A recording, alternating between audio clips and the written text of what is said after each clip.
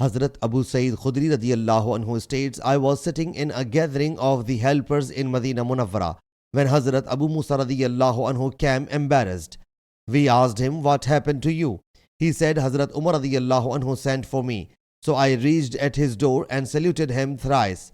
But he did not give me any response.